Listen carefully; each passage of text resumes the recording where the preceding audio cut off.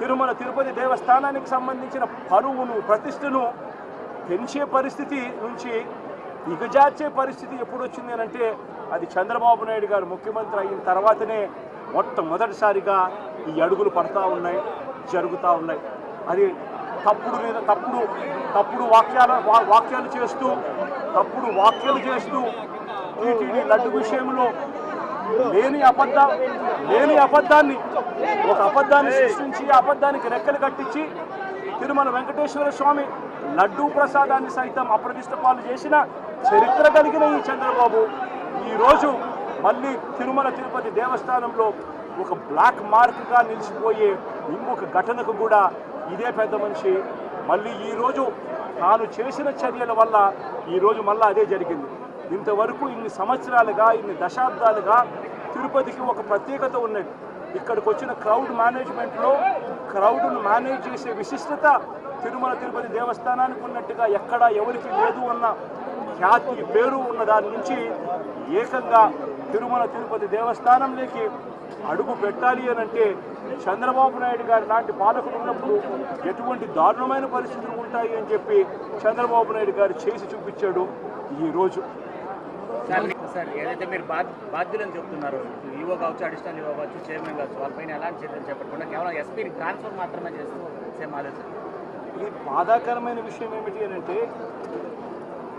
అన్నిటికన్నా నిజంగా బాధాకరమైన విషయం చంద్రబాబు నాయుడు అనే వ్యక్తి ఒక బిల్డప్ చేసి ఒక షో పుట్టప్ చేసి చిన్న అధికారులు ఏదో చిన్న లోవర్ లెవెల్ అధికారుల మీద ట్రాన్స్ఫర్లు ఇటువంటి శిక్షలతో సరిపెట్టే కార్యక్రమాలు చేస్తూ ఉన్నాడు.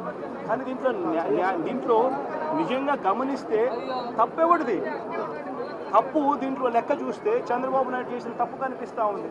ఆయన కుప్పంలో పర్యటన 6వ తారీఖు 7వ తారీఖు 8వ తారీఖు మధ్యాహ్నం దాకా పోలీసులు మొత్తం తన చుట్టూ తిరుగుతూ ఉన్నారు. ఇక్కడ భక్తుల కోసము కేటాయింపులు చేయాల్సిన పోలీసులు లేకపోవడం కానీ చంద్రబాబు నాయుడు తప్పు కనిపిస్తూ ఉంది కదా.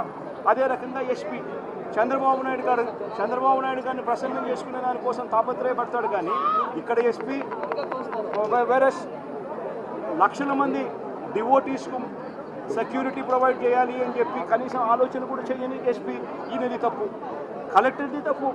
కనీసం అక్కడ ఉన్న వాళ్ళను క్యూలలో నిలబెట్టే కార్యక్రమానికి సంబంధించిన ప్రోటోకాల్ ప్రకారం ఆదేశాలు ఇవ్వాలి అని, రివ్యూలు తీసుకోవాలని, ఆల్టర్నేట్ అరేంజ్మెంట్స్కి రికమెండేషన్ చేయాలి అని చెప్పి ఇటువంటి ఏ ఆలోచనలు చేయకుండా అక్కడ ఉన్న వాళ్ళకి కనీసం నీళ్లు కూడా తాగడానికి కూడా నీళ్ళు లేని పరిస్థితిలో ఆ భక్తులందరినీ కూడా పెట్టి తినడానికి తిండి లేదు, తాగడానికి నీళ్లు లేదు, గంటల తరబడి వాళ్ళందరినీ కూడా ఆ పార్కుల్లోనూ అక్కడ ఇక్కడ వాళ్ళందరినీ కూడా పెట్టి కౌంటర్లకు ఏదైతే ఆపోజిట్ లొకేషన్స్లో ఏదైతే ప్లేసుల్లో ఉంటారో ఆ ప్లేసుల్లో పెట్టి పోలీసులు లేకపోవడం వల్ల వాళ్ళందరికీ కూడా కనీసం అరేంజ్మెంట్స్ కూడా చేయకపోవడం కలెక్టర్కి తప్పు.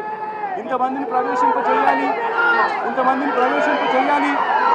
అని గుడిలోకి తీసుకునే వాళ్ళు ఈవో, అడిషనల్ ఈవో వీళ్ళది తప్పు.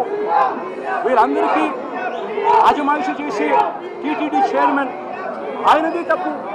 రివ్యూలు తీసుకోకుండా వీళ్ళందరూ కూడా దీన్ని ఆస్కారం చేసి ఇంతమంది చావులకు కారణమయ్యారు. సార్ ఇన్సిడెంట్ జరగక ముందు కావచ్చు, జరిగిన తర్వాత కావచ్చు, అక్కడ అంబులెన్సెస్ కూడా ఏర్పాటు చేయనటువంటి పరిస్థితి. ఇన్సిడెంట్ జరిగిన 20 మినిట్స్ వరకు కూడా ఒకే ఒక అంబులెన్స్ ఉంది, దాని దగ్గర డ్రైవర్ కూడా లేదు.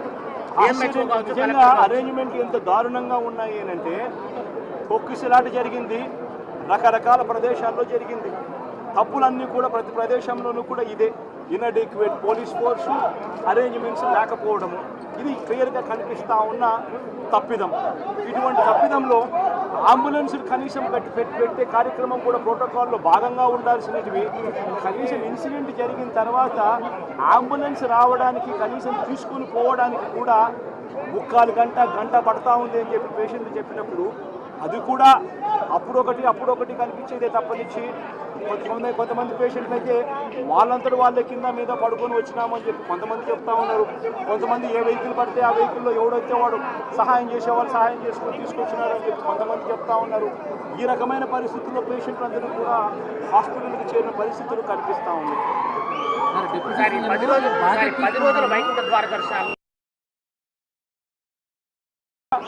అది మార్గదర్శకంగా నిలిచే గుడి. అక్కడ ఏం జరుగుతూ ఉందో ఒకసారి గమనించండి. ఆ రకంగా జరిగింది కాబట్టి ఆ రకంగా ఇక్కడ కూడా ఆ రకంగా స్కాటర్ చేసి ఆ రకంగా వైకుంఠ దర్శనం వైకుంఠ ద్వారం ద్వారా చేయించగలిగారు కాబట్టి ఇన్ని లక్షల మందికి ఎలాంటి ఇబ్బందులు లేకుండా బాగా సంతోషంగా దర్శనం చేయించి పంపించగలిగారు. ఈయనకు కనీసము శాస్త్రము తెలీదు, మిగిలిన గుడులలో ఎలా చేస్తూ ఉన్నారు అన్న ఆచరణ తెలీదు, దేవుని మీద భయము లేదు, దేవుని మీద భక్తి లేదు ఈ చంద్రబాబు నాయుడు గారు. నిజంగానే భక్తి ఉన్నోడు కానీ దేవుని మీద భయం ఉన్నోడు కానీ తిరుమల తిరుపతి దేవస్థానానికి సంబంధించిన ప్రసాదం గురించి అబద్ధాలు చెప్పగలుగుతాడా?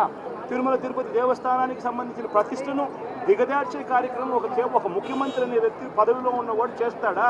ఈ మనిషికి భయము లేదు, ఈ మనిషికి దేవుడు అంటే భక్తి లేదు. తప్పు జరిగిందని చెప్పి 5 మంది పైన చర్యలు తీసుకుంటారు. అదే రకంగా వైసీపీ తరఫున ఎలాంటి డిమాండ్ ఉంటుంది, ఎలాంటి చర్యలకి మీరు డిమాండ్ చెప్పండి. చంద్రబాబు నాయుడు అనే వ్యక్తి మొదటి ముద్దాయి. మీరంతకు మీరే ఇక్కడంతా విలేకరులు. ఈ జిల్లాలో ఏం జరిగింది అని మీ అందరికీ తెలుసు. నేను క్వశ్చన్ చేస్తూ ఉన్నా. 6వ తారీఖు 7వ తారీఖు 8వ తారీఖు మధ్యాహ్నం దాకా చంద్రబాబు నాయుడు కుప్పంలో లేడా?